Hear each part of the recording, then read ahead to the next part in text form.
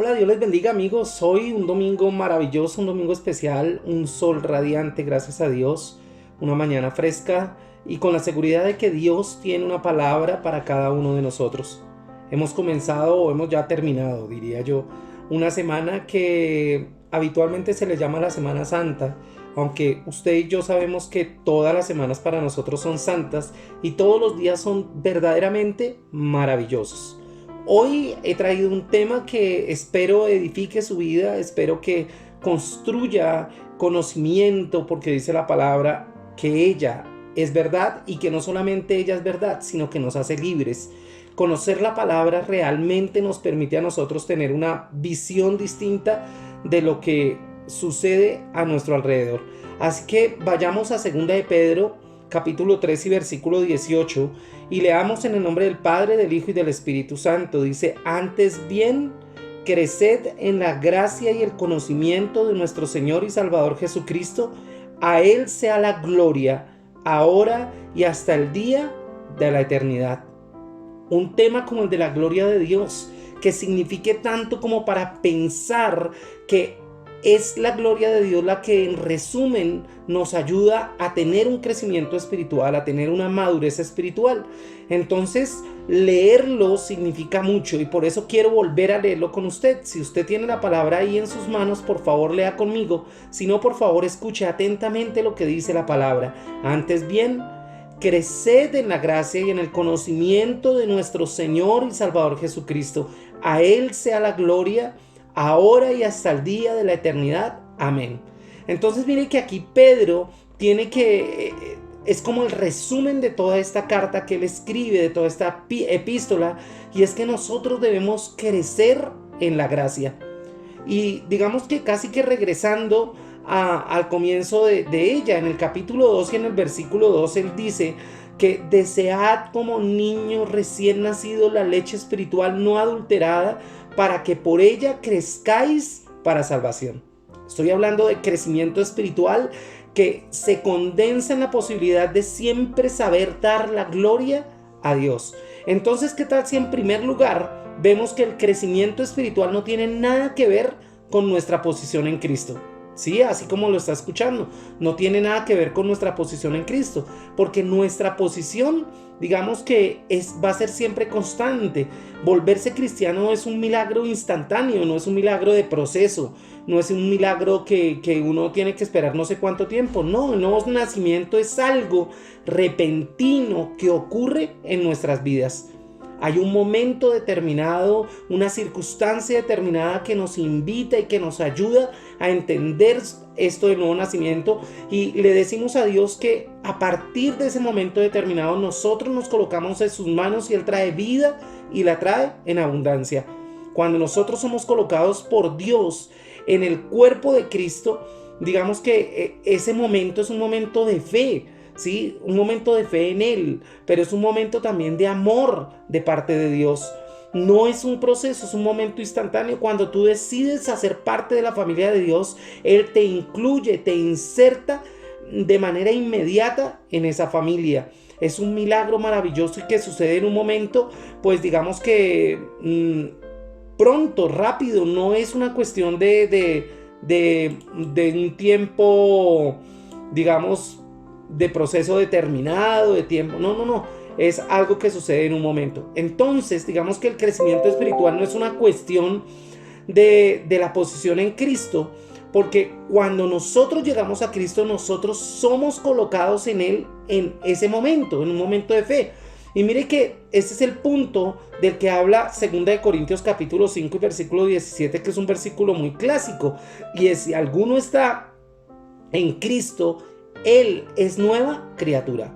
Mire que lo está hablando en presente. Usted es nueva criatura. Usted se vuelve una nueva criatura de inmediato. Pablo le dice allí a los colosenses en el capítulo 2 y en el versículo 10 que ellos están completos. ¿En quién? En Cristo, en Él, de manera posicional, o sea, en ese mismo instante, en ese mismo lugar y con las características que eso trae consigo.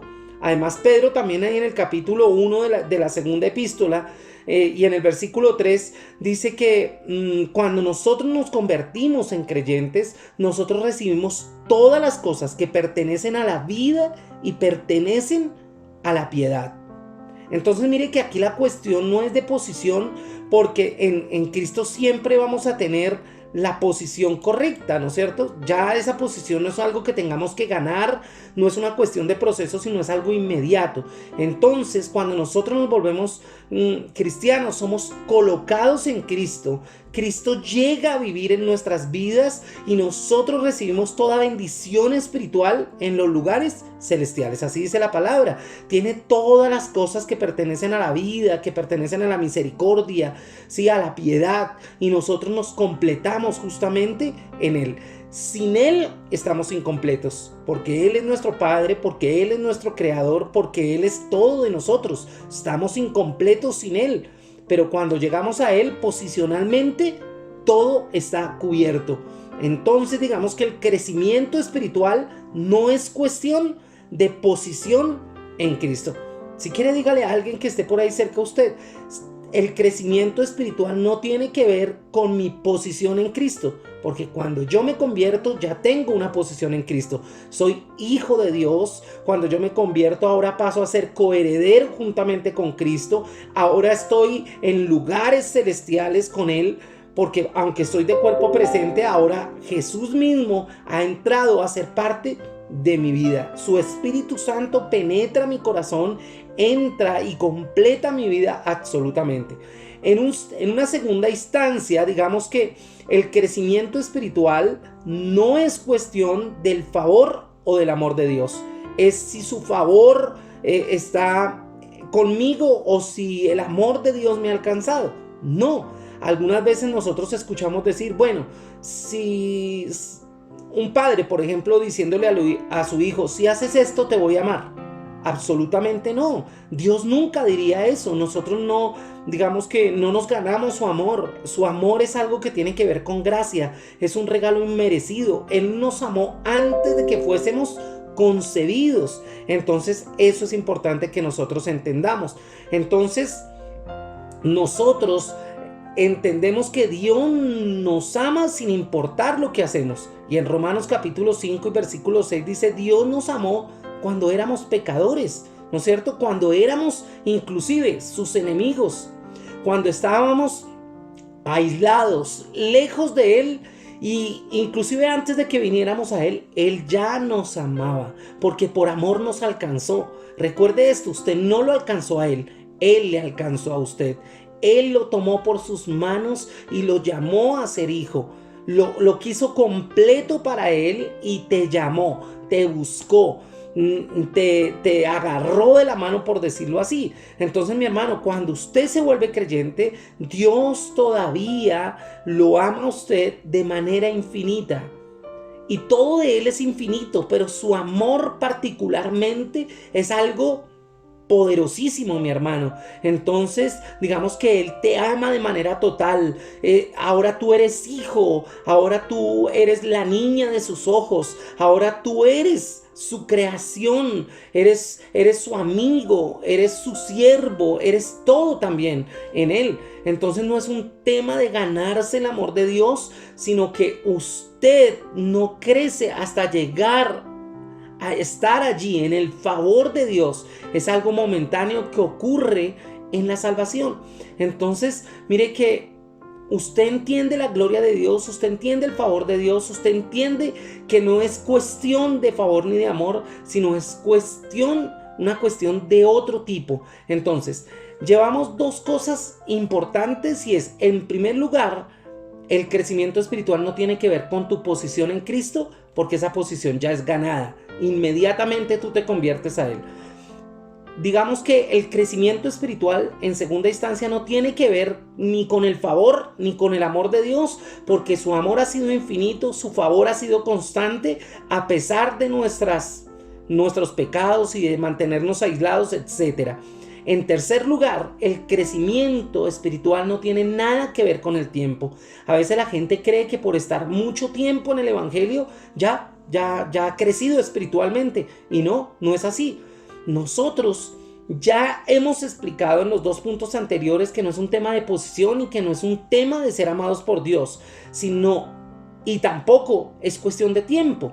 Entonces, digamos que hay gente que ha sido salva por hace mucho tiempo, ¿no es cierto? Y que crece muy poco.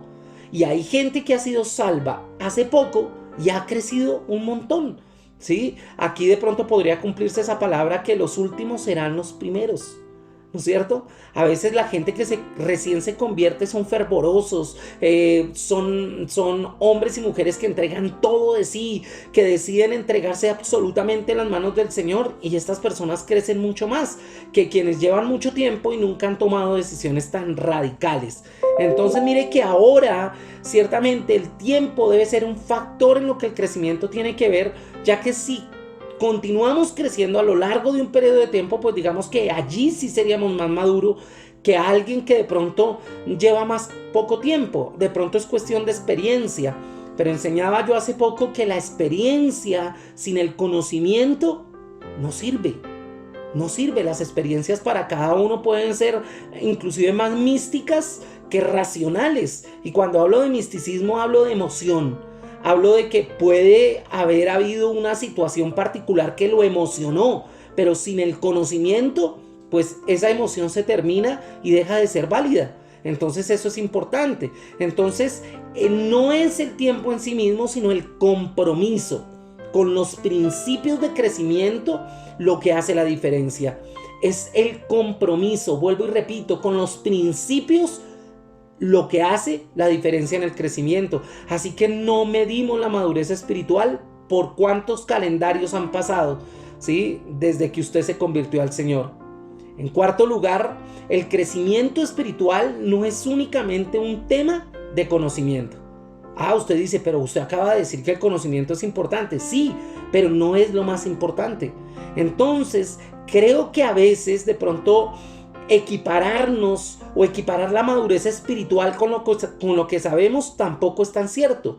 Los fariseos sabían mucho, los saduceos sabían mucho, pero no practicaban. ¿Sí ve? No había en ellos una praxis de esa palabra. Era más algo dogmático, era algo más religioso, era algo más cuadriculado.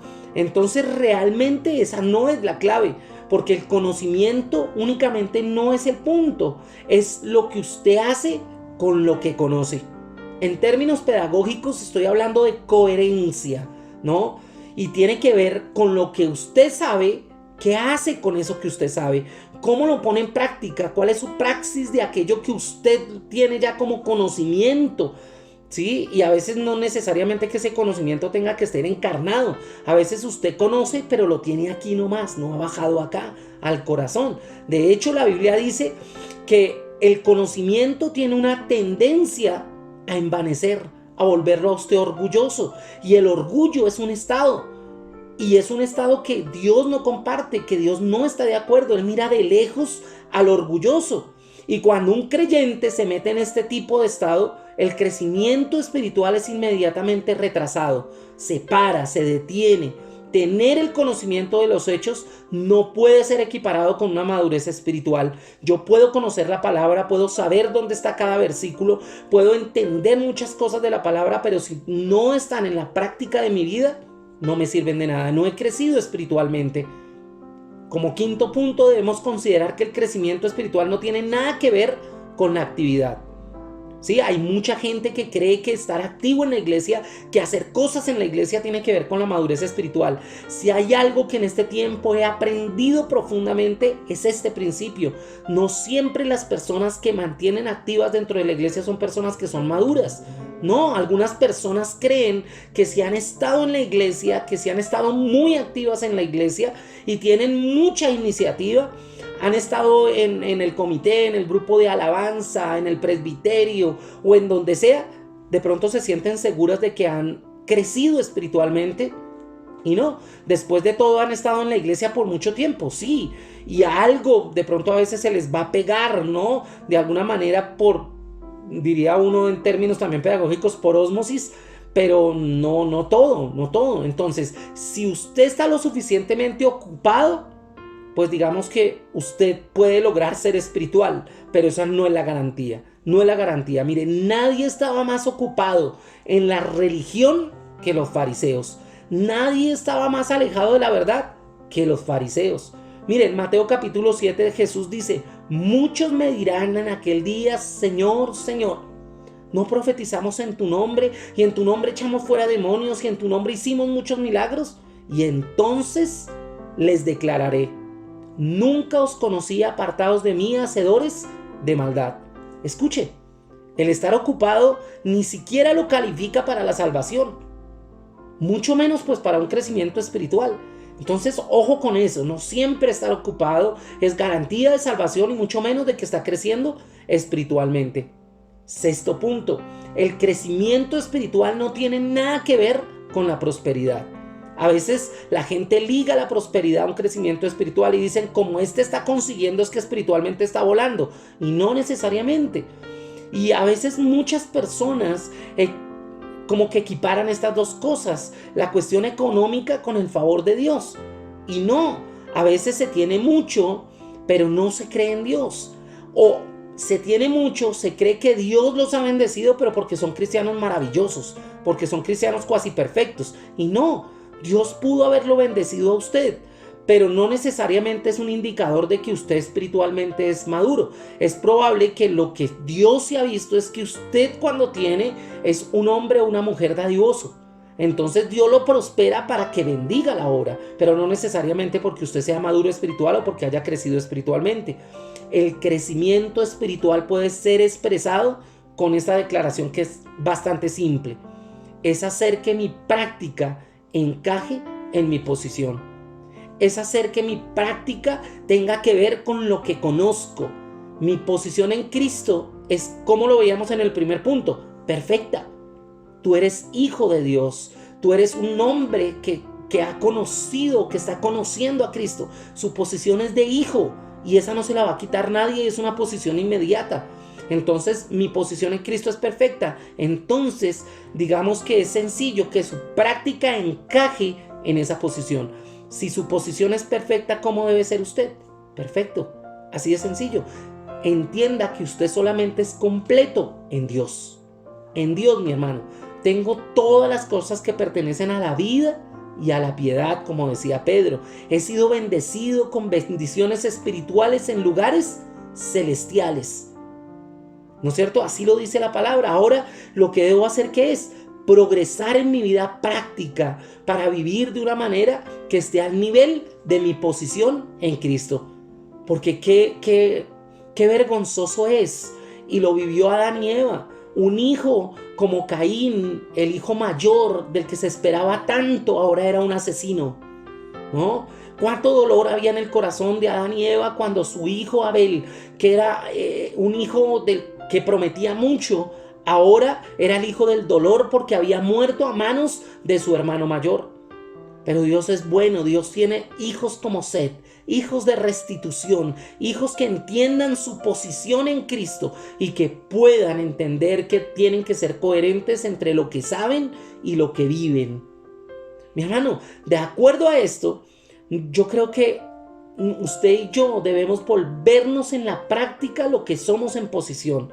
Y hay una clave maestra para eso, y está en 2 de Pedro, capítulo 3 y versículo 18, que es con lo que nosotros comenzábamos. Antes bien, creced en la gracia y el conocimiento de nuestro Señor y Salvador Jesucristo. A Él sea la gloria ahora y hasta el día de la eternidad. Amén. Mi hermano, entonces es importante que usted entienda que hay que crecer en la gracia, y eso se equipara a darle la gloria a Dios. Explico esto. Cuando usted entiende que tiene un regalo inmerecido, es igual de importante a cuando usted le da la gloria al Dios que le da ese regalo que tú no mereces. Tú tienes que glorificar a Dios, tú tienes que honrar a Dios. Eso te hace un hombre maduro, crecido en la palabra y crecido en el Evangelio. Este es un principio supremamente importante, y yo creo que con franqueza se lo digo: si usted llega a este punto, usted va en el camino correcto a entender el proceso de madurez en Dios. La clave maestra de todo crecimiento espiritual es entender lo que significa darle la gloria a Dios. Y esa es la clave. Si usted lee en Isaías 43, versículo 20, usted escucha a Isaías decir con voz fuerte: las fieras del campo me honrarán. Gloria u honor. Y entonces, mi hermano, usted tiene a la inmensidad del universo glorificando a Dios. Y usted, por ejemplo, aquí en este versículo lee que hay una bestia del campo glorificando a Dios. De manera que todo lo creado, el universo creado, mineral, material, animal, todo ha sido hecho para darle la gloria a Dios. En Lucas capítulo 2 dice: los ángeles aparecen ahí en el nacimiento de Cristo, ¿y qué dicen? Gloria a Dios en las alturas. Mi hermano, todo el universo ha sido creado y diseñado para darle la gloria a Dios. De hecho, cuando todo termine en la historia, usted llega a un libro que se llama Apocalipsis en la Biblia. Y Apocalipsis quiere decir revelación. Y allí en ese libro de la revelación se llega a una conclusión de toda la historia. Y Dios redime a su pueblo, y su pueblo está por establecer un reino glorioso, un cielo nuevo, una tierra nueva. Y ahí está la gran canción, una gran alabanza que dice: gloria a Dios, gloria al Cordero. Mi hermano, ese es el final de todo y el comienzo de todo. Es darle la gloria a Dios, la gloria a Jesús de Nazaret, porque ese es el propósito para lo que hemos sido hechos, darle la gloria a Dios. Y David, que era un hombre conforme al corazón de Dios, lo expresa ahí en el Salmo capítulo 16 y versículo 8. Él dice: a Jehová he puesto siempre delante de mí. Se alegró por tanto mi corazón y se gozó mi alma. En otras palabras, lo que dice David es: en todo lo que hago me enfoco en darle la gloria a Dios, y Él me hace estar ¿cómo? Gozoso. Y aquí hay otro punto clave, y es: usted quiere estar gozoso, dele la gloria a Dios. Usted quiere estar feliz, dele la gloria a Dios. Mi hermano, ahora ese es el intercambio que Dios quiere darle al hombre. Tú me glorificas y yo te daré gozo. Tú me glorificas, yo te bendeciré. A Jehová he puesto siempre delante de mí, decía David. Mi hermano, esa es la razón por la que nosotros, tú y yo, existimos. Es la razón por la que la Biblia una y otra vez dice: démosle la gloria a Dios. Esta es la razón por la que allí, en primer libro de Crónicas, capítulo 16, dice una y otra vez: dad gloria a Dios, dad gloria a Dios, mi hermano. En los Salmos, una y otra vez dice: dad gloria a Dios, dad gloria a Dios. Los ángeles, cuando Cristo nació, le dieron la gloria a Dios. Todo lo que hagan, hágalo para la gloria de Dios. En Efesios 3 dice: para que Él sea glorificado en la iglesia.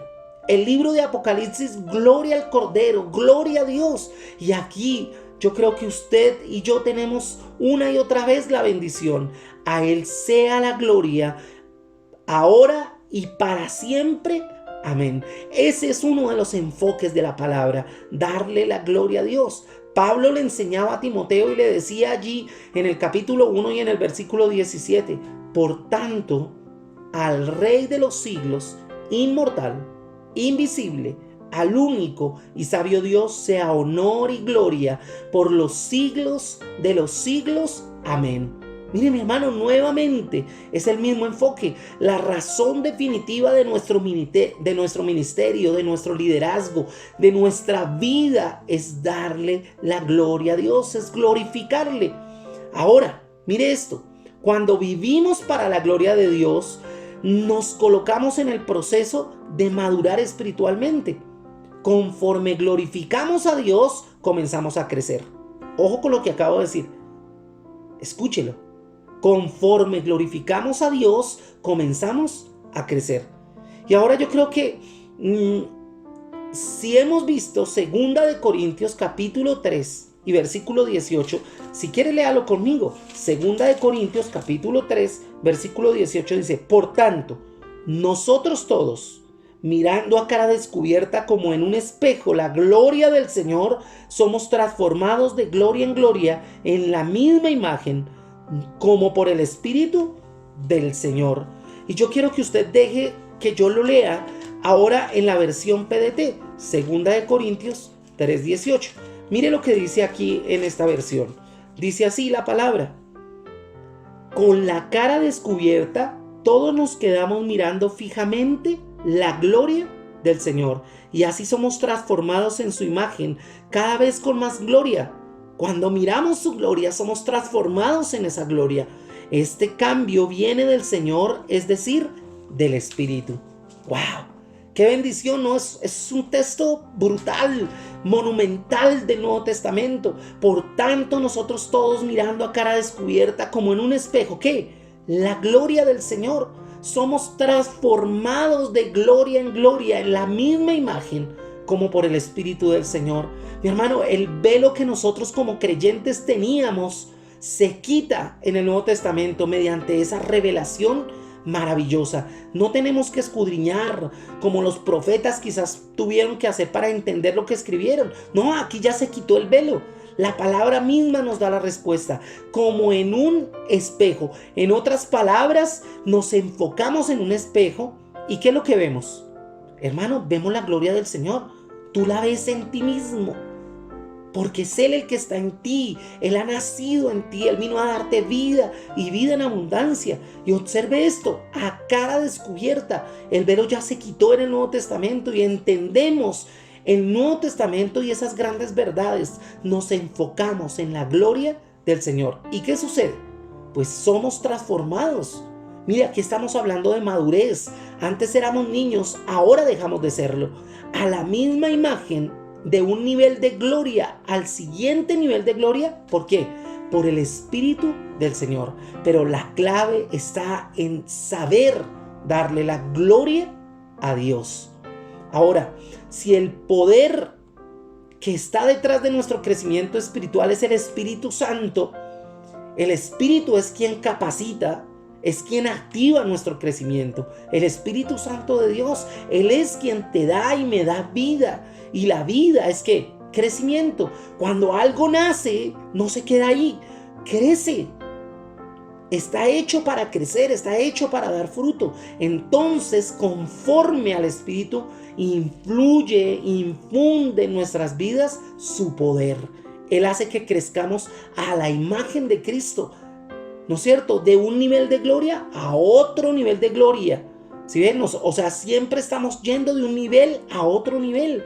Pero la condición es esta, porque hay una condición. Recuerde, toda promesa tiene una condición. Conforme miramos la gloria de Dios. Mire el versículo. Es conforme miramos su gloria que ahora nosotros podemos gozar de ella, ¿no es cierto?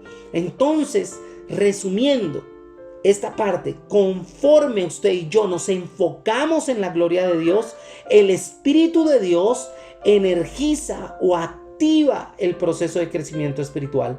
Es la única forma, mirarse al espejo viendo la gloria de Dios y cómo esa gloria nos lleva de un nivel a otro nivel.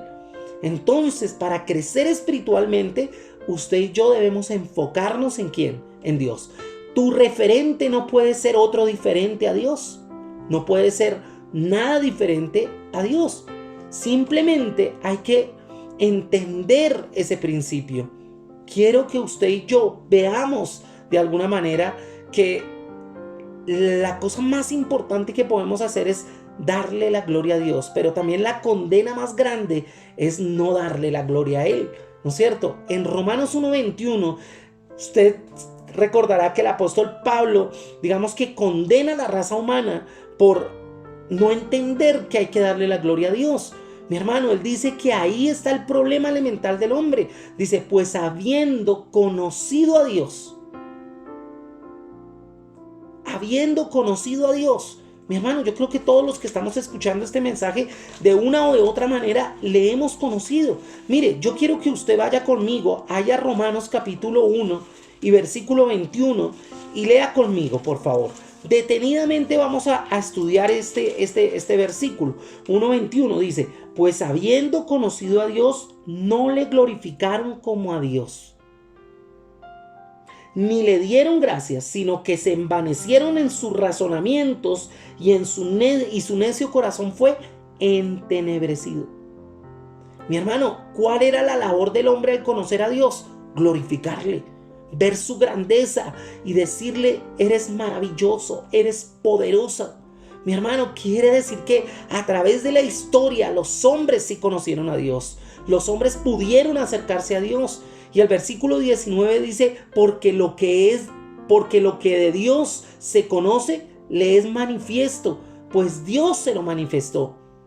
¿Esto es por qué? Por la conciencia. Ellos conocieron a Dios. Y en el versículo 20, porque las cosas invisibles de Él, su eterno poder, su deidad, se hacen claramente visibles desde la creación del mundo, siendo entendidas por medio de las cosas hechas, de modo que no tienen excusa. Ellos conocieron a Dios desde la creación. Habiendo conocido a Dios de esta manera, no le glorificaron como a Dios. Ahora, ahí está la condenación básica de la raza humana.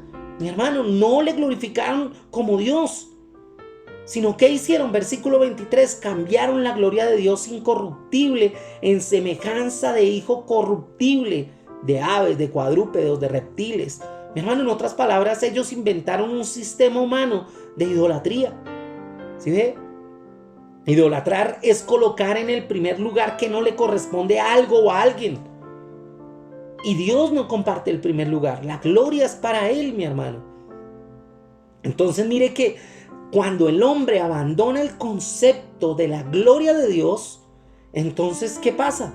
La vida espiritual y el crecimiento espiritual se cancela, se aísla. No puede haber. Entonces la historia del hombre es una historia ¿qué? Descendente. ¿Sí o no? Claro, es una historia descendente, es una degradación de la moral, es una degradación de los principios y por eso hoy el mundo está como está. Un hombre que no le da la gloria a Dios no puede ascender, se rehúsa a glorificar a Dios, eso quiere decir que no asciende, no madura. Y muchos en la iglesia, me temo, que han caído en esa onda de la depresión, de descender porque no le han dado la gloria a Dios. En estos días leíamos en el libro El hombre espiritual, en el resumen que subimos en la tarde, que una cosa es ser un hombre natural, un hombre carnal y un hombre espiritual. Mi hermano, a veces hacemos muchas cosas que parecen espirituales, pero es para que nuestro ego se alimente. Las estamos haciendo para nosotros, las estamos haciendo para el otro, pero no las estamos haciendo para Dios.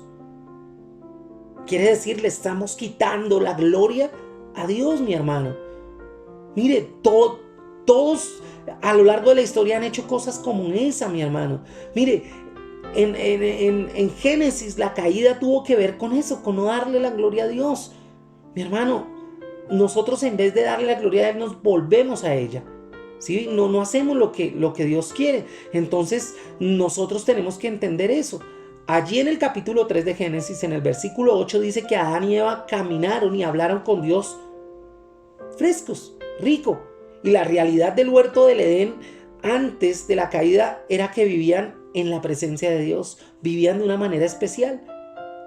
Y digamos que los hebreos tenían una palabra para esto. ¿Sabe qué palabra era eso? Y de paso significaba presencia la palabra Shekinah. La palabra Shekinah. Dios es espíritu, mi hermano. Entonces cuando usted se aparta del Shekinah de Dios, cuando usted ya no mora, cuando no reside en la voluntad de Dios, en la cercanía de Dios, en darle la gloria a Dios, pues obviamente eso lo aparta, mi hermano. Dios se manifiesta a sí mismo. Dios habla contigo como lo hizo con Adán y Eva y estamos viviendo la gloria del Shekinah de Dios, una luz radiante, gloriosa. Hermano, algo espectacular. Entonces mire que allí había un resplandor, allí había una gloria. En Génesis sí la puede haber hoy, pero el hombre caído no podía experimentar la gloria de Dios. Por eso fue echado de ese lugar, fue quitado de ese lugar. Mi hermano, porque cuando tú y yo no le queremos dar la gloria de Dios, pues Él no comparte esa luz. Que pues hoy nos puede dar. Entonces mire que eso es tremendo. Dios se esforzó porque los hombres siempre vivieran bajo su gloria, entendieran su gloria, que la gloria le pertenecía a Él.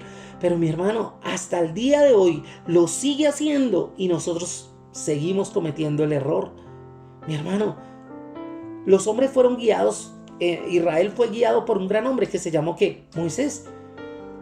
Y nosotros hemos sido guiados una y otra vez por distintas personas y hombres para que nosotros reconozcamos su poder, reconozcamos su autoridad dándole la gloria, pero se alejaron de Él. ¿Y qué pasó? Se pusieron a dar vueltas en el desierto.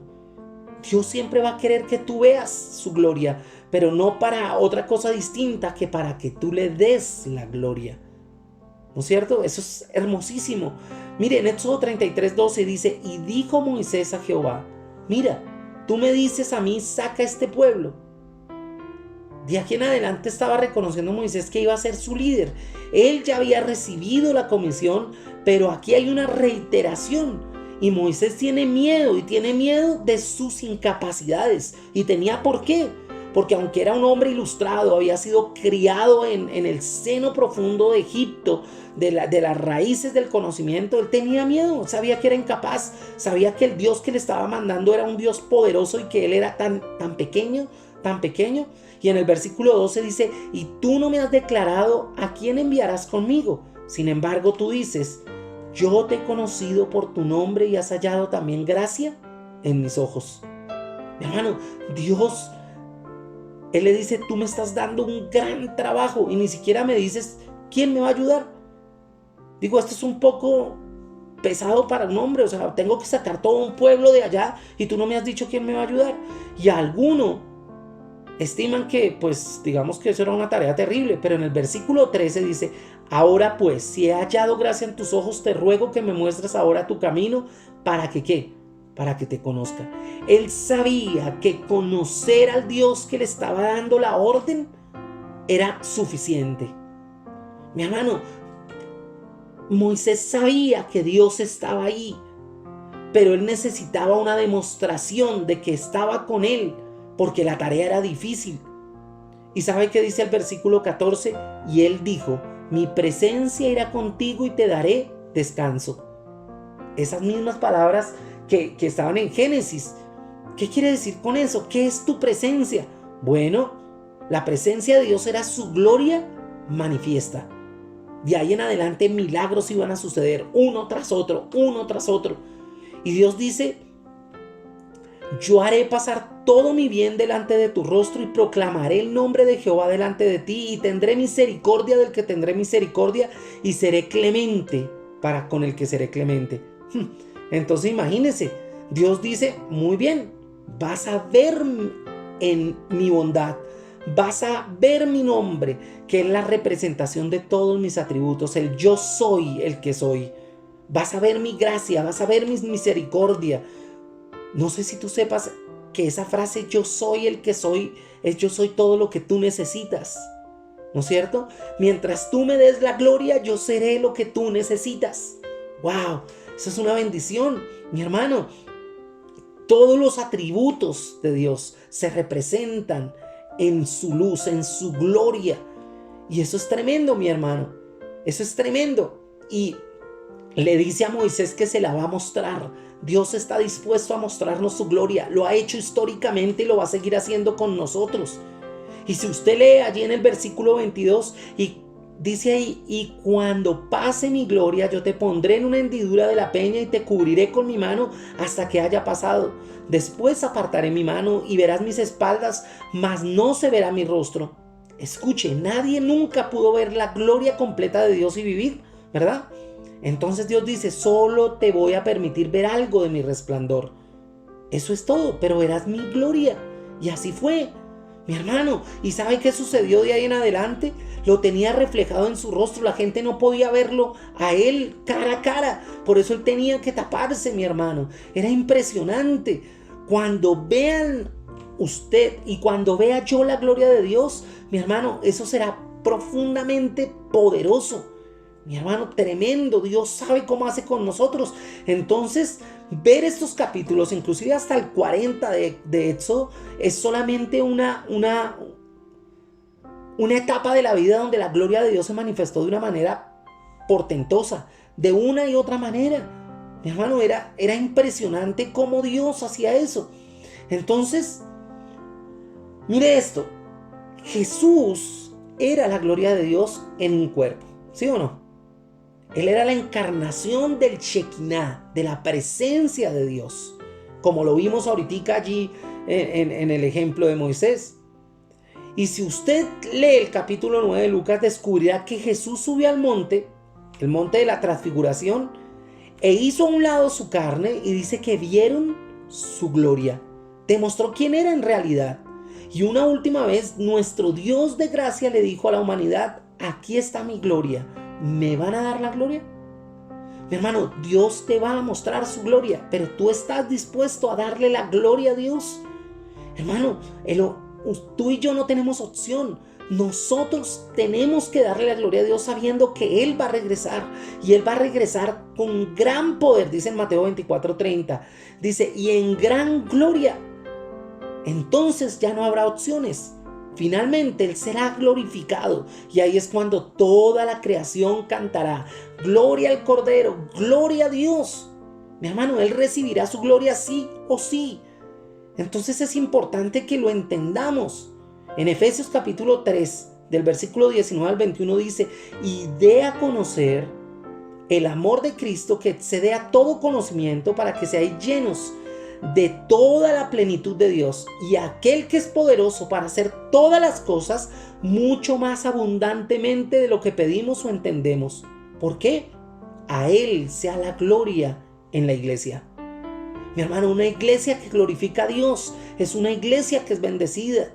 Mi hermano, es tremendo cómo Dios puede obrar en una iglesia que le dé la gloria a Dios, porque Dios, que mandó que de las tinieblas resplandeciese luz, es el que resplandeció en nuestros corazones para iluminación del conocimiento de la gloria de Dios en la faz de Jesucristo. Sí, eso lo dice allí en 2 de Corintios capítulo 4 y versículo 6. Sí, la gloria de Dios en la faz de Jesucristo va a ser vista, va a brillar a través de nosotros. Y quiero terminar este mensaje, y es que de la siguiente manera. Primero, que tú entiendas que si hay algo que estorba la gloria de Dios es el orgullo.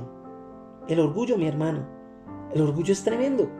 Nabucodonosor fue orgulloso y perdió todo lo que Dios le había dado, ¿no es cierto? Si usted lee ahí la historia de Daniel, tremendo, mi hermano. Cómo Dios le muestra su gloria y le hace entender que su gloria necesita o tiene que ver con que nosotros le demos la gloria. Mi hermano, ¿qué hizo Dios para que Nabucodonosor lo entendiera? Vino palabra a él y recuerde que fue arrojado, ¿sí? Allá al monte, ¿no? Y las bestias eran su compañía y las ramas eran su habitación. Mi hermano, él vivía como los bueyes. Así como se apacientan los bueyes, así vivió Nabucodonosor. Mi hermano, porque es justamente que la palabra se cumple con Nabucodonosor, con Moisés, con José, con Daniel, con todos, mi hermano, con todos. Así que nosotros tenemos que entender eso. ¿Usted le da la gloria a Dios o paga el precio? La generación que se rehusó a ver la gloria de Dios en el rostro de Moisés, la generación que se rehusó a ver la gloria de Dios en el cielo, la generación que se rehusó a ver la gloria de Dios en el templo, fue hecha a un lado, fue echada a un lado. Mi hermano, si hay una generación que no reconozca a Dios antes de que Él venga en su gloria refulgente, pues se irá por la eternidad al infierno. Así de sencillo, sin Cristo, sin Dios. Así es, mi hermano, así es. Así que 3 niveles de crecimiento espiritual que están condensados justamente en la palabra. Por eso, digamos que hay algo que es muy importante, y es que hay categorías que están hechas para que sean superadas, por decirlo así. En 1 de Juan, capítulo 2, versículo 12 al 14, digamos que nos muestra justamente esos 3 niveles. Dice: os escribo a vosotros, hijitos, porque vuestros pecados os han sido perdonados por su nombre.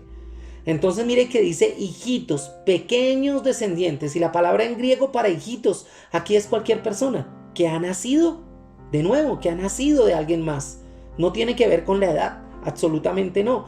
Pero dice que hay una división entre la totalidad de los hijos de Dios. En el versículo 13 dice, os escribo a vosotros padres porque conocéis al que es desde el principio. Os escribo a vosotros jóvenes porque habéis vencido al maligno. Os escribo a vosotros hijitos. Y aquí usa la palabra completamente diferente que significa bebés. Mi hermano, porque habéis conocido al Padre. Entonces, ¿cuáles son esos tres niveles, mi hermano? Primero, el nivel de niño. ¿Qué es lo primero que hace un niño? Reconocer a sus padres.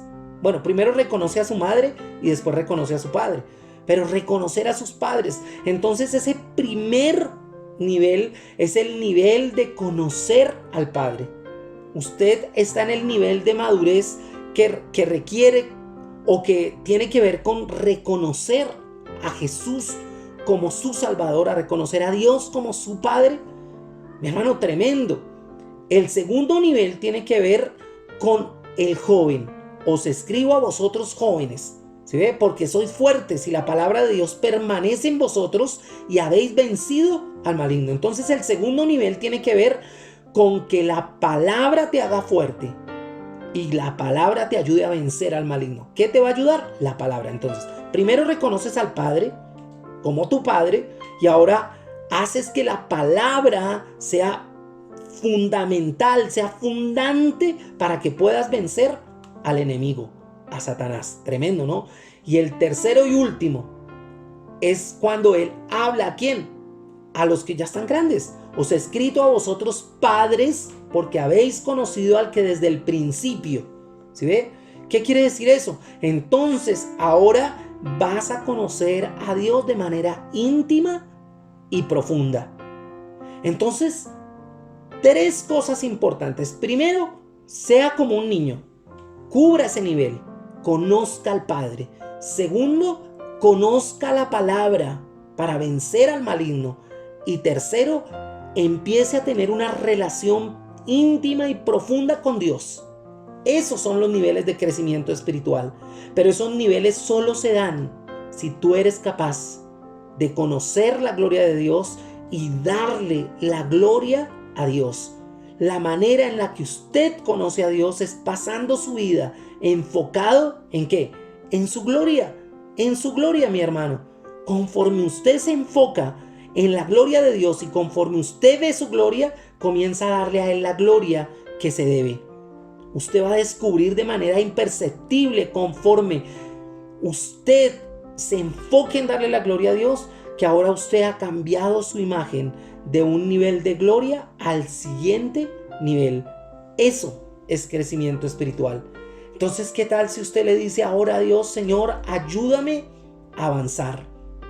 Ayúdame a aplicar esta verdad general de muchas maneras, que yo pueda entender esos principios, que yo pueda crecer, dejar de ser niño, ser joven y terminar siendo padre. Y en esos tres niveles absolutos de conocimiento, conocimiento del Padre, reconocimiento del Padre, conocimiento de la palabra y ser un íntimo de Dios. Eso se hace supremamente importante en la vida. Yo creo que Dios hoy nos ha enseñado cosas maravillosas. Recuerde que el crecimiento espiritual no tiene nada que ver con nuestra posición en Cristo. Desde que te convertiste ¿en qué? En hijo. Ya tienes una posición en Él. ¿Sí ve? La cuestión no tiene que ver ni con el favor ni con el amor de Dios, porque Él te amó antes de que nacieras. Antes de la creación del mundo, Él ya te amaba. El crecimiento espiritual no tiene nada que ver con el tiempo. Bájese de esa nube. Por ser viejo en la iglesia no quiere decir que usted creció. El crecimiento espiritual no tiene nada que ver con el tema de conocimiento solamente.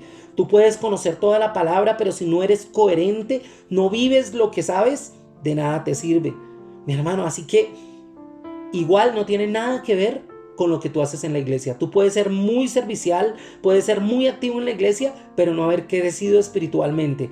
Por eso en el momento menos determinado, arranca la carpa y chao pues, chao pescado.